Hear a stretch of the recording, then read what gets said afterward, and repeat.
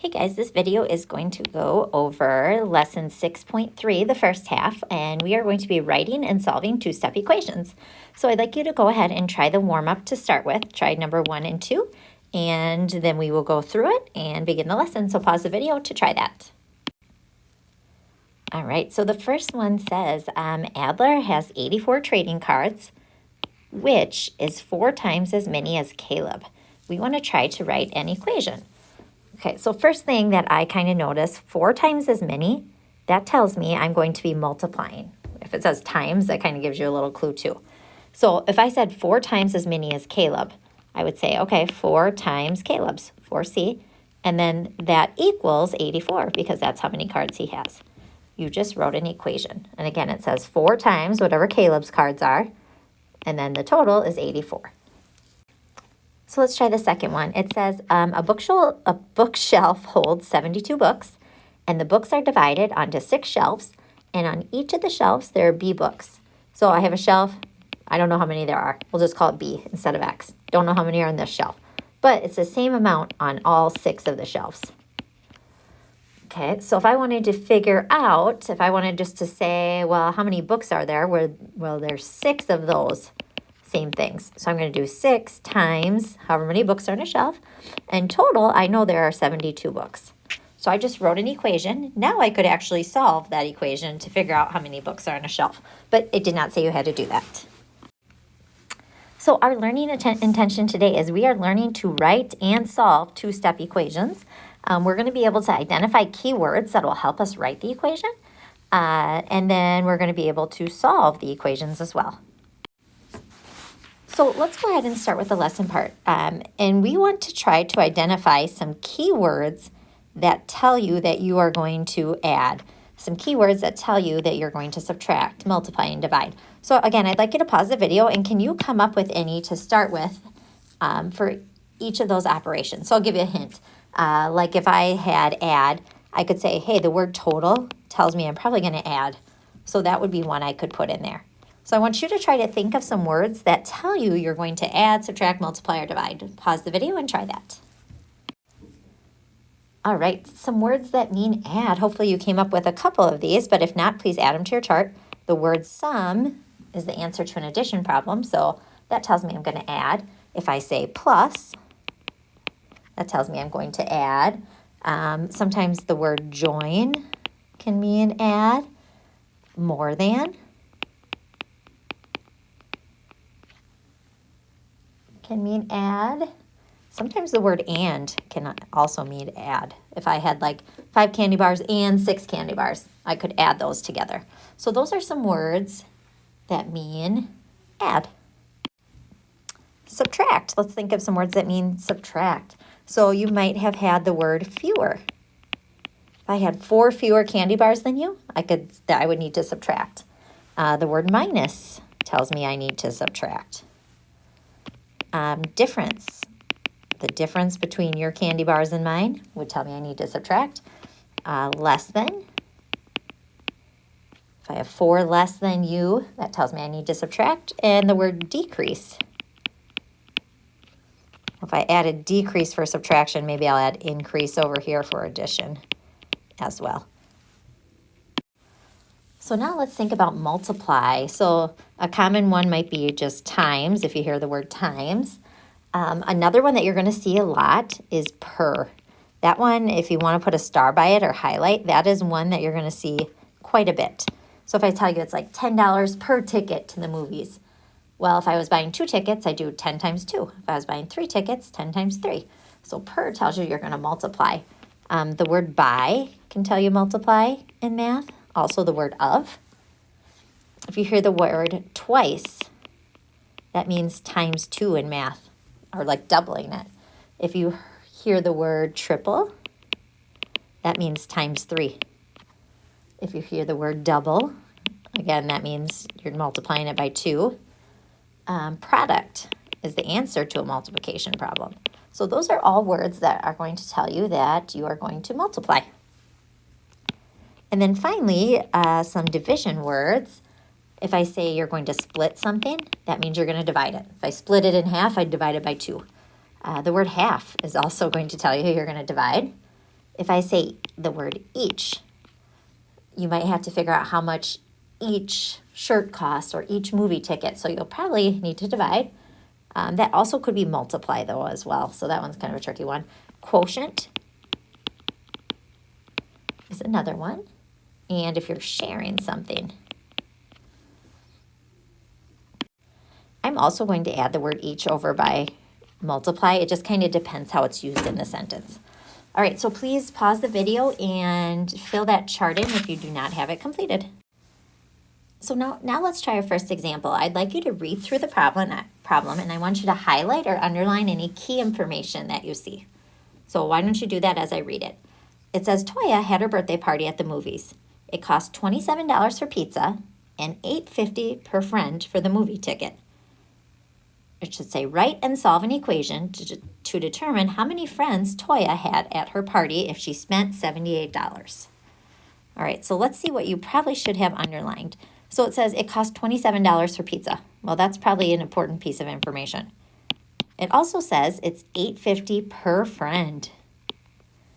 Okay, so if it's one friend, it's $8.50. Two friends, another $8.50. And she spent $78. That's important too. And then lastly, a really, really important thing is it always will to ask you kind of what the question is. It says write an equation to determine how many friends she had at her party. That is the missing piece of information, the thing I'm looking for. So our first step is you always want to define the variable. Basically, that means like, what are you trying to find? Well, I don't know how many friends she invited. So I'm going to give it a variable or a letter. So here's what you write. You say let, you can pick any letter you want. I'm going to use F in this one. Let F equal the number of friends she can invite. I'm just going to write the number of friends. So first thing you have to do is tell me, hey, what's that letter standing for, that variable standing for? Well, in this case, it's standing for how many friends she can invite. So now let's try to write the equation using what they tell us. Okay, so if she is, planning for how much she's going to spend, we know the total is 78. So I'm just going to say, hey, I know my final answer is 78. That's how much she spent. Well, she bought pizza. How much did the pizza cost? Well, it was $27. So I'll put that. Plus, it's going to cost her $8.50 per friend. Well, I can't just write plus $8.50 because I don't know how many friends are coming. If it's $8.50 per friend, the keyword per means multiply. I'm going to put $8.50 times however many friends come to the party. And now I just wrote an equation that I'm going to solve now. So let's go ahead and try to solve this. Let's draw a line down through the equal sign and solve it like we've been doing. So remember, your goal is to isolate that variable. You want to get the 850F by itself. So if I'm looking over here, I see plus 27. So the inverse of adding 27 is minusing 27 or adding in a negative 27 to both sides. We've got to keep it balanced. Okay, I'm going to draw my equal sign there. All right, a 27 and a negative 27 zeros out. So I'm left with 850F on this side equals, if I do 78 minus 27, I get 51. All right, my last step is right now it's a multiplication problem, 850 times F. So I'm going to do the opposite of multiply and divide by 850 on both sides. Here, 850 divided by 850 is just 1, a whole, so 1F. And then you guys can type in 51 divided by 850. I end up with 6. Okay, so my answer is 6. So for solution, we're going to say, hey, she can invite 6. Now, again, what did that F stand for? If you look back up here, F is the number of friends. So I'm going to say she can invite 6 friends. And if you're ever not sure, just go read the question again. Okay, if you look at the question, it says, write an equation to determine how many friends she had at her party. So I just did that. All right, the other thing that we've been working on is checking our solution too. So if I wanted to do a check, I would come over to the side and say, hey, 27 plus 850 times, I got 6 friends. So I'll plug in a 6. Does that equal 78? Okay, so I have 27 for the pizza plus 850 times 6. If you work that out, again, you guys have a calculator, I get 51. Does that equal 78? If I add 27 and 51, that indeed does equal 78. So I know I am correct. She invited 6 friends. So let's go ahead and try example 2. Again, I'm going to read through it. I'd like you to underline or highlight any key information. So first thing, it says Diego's aquarium contains 30.5 gallons of water. Okay, so his fish tank has 30.5 gallons of water. He drains, ooh, that's important. He drains the water at a rate of 5 gallons per minute. Okay, so he's letting water out of the pool. It says write and solve an equation to determine how many minutes will go by for the amount of water to be 10.5 gallons. So we want it to kind of end with, in his fish tank, 10.5 gallons. So first thing you want to do is always define your variable. You can find that in the question. So it says write and solve an equation to determine how many minutes. Okay, so I'm going to say I'm going to say m equal the number of minutes. Okay, so that's kind of the key thing you're looking for. Now I need to start with my equation. So if you think about it, he starts with 30.5 gallons of water. So 30.5, I know that's the same as 30.5. That's what he's starting with. I'm going to say he's got 30.5 gallons of water. He's draining. So think about draining means I'm taking away or like getting rid of the water. That's going to be subtraction. And he gets rid of 5 gallons per minute. Okay?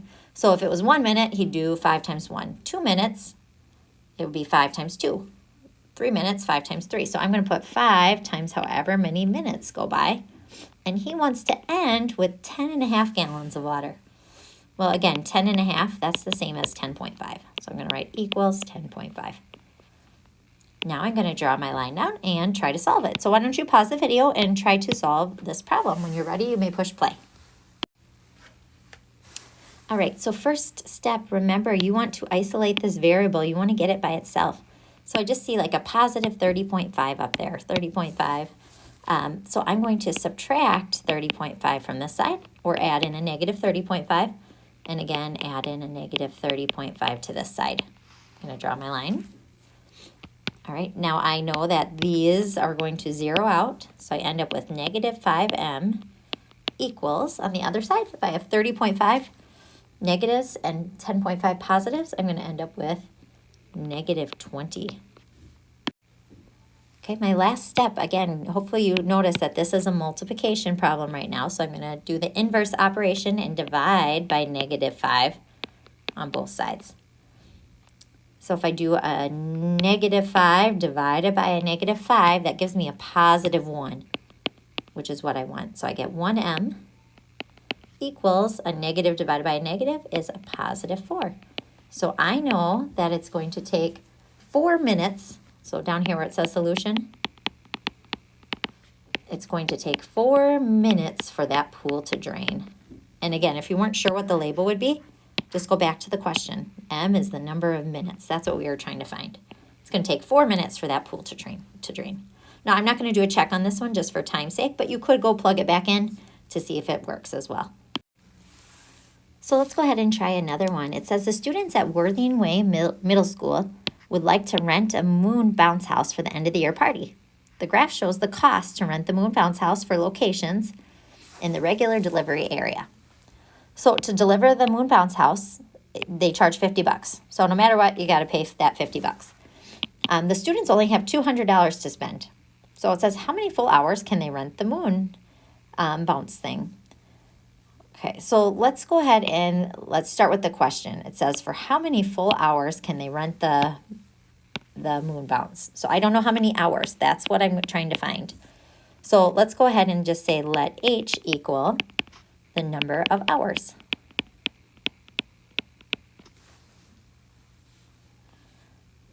Okay, so if I'm working on their cost, first thing, they have to pay that $50. So I always kind of start with that. You know, they charge them $50. Plus, they have to pay per hour. We got to figure out, well, how much do they pay per hour?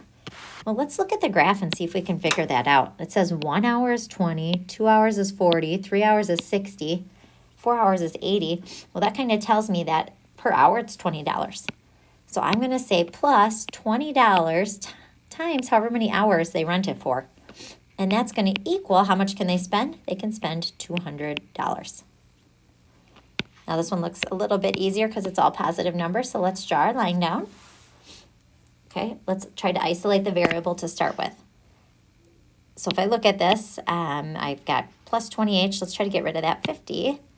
Or not get rid of it, but let's use inverse operations. It's a positive 50. I'm going to add in a negative 50 to both sides. Okay, if I do that, I get a zero pair, and I end up with 20h equals 150. All right, one last step. I'm going to divide by 20 on both sides. Inverse of multiplication, I get 20 divided by 20 is just 1h. And then if I do 150 divided by 20, I end up with 7.5. So that tells me, again, it was number of hours. He can run it for 7.5 hours. But let's read the question. It says, how many full hours can they rent the moon bounce house? Well, 7.5 would be exactly 200. If they went over that, it'd be more than 200. So it looks like he can rent it for 7 full hours. All right, so our learning goal for today was, could we come up with some keywords that represent adding, subtracting, multiplying, and dividing? So hopefully you have those written down. And then can we come up with an equation? Can we write and solve an equation if I give you a situation or a word problem?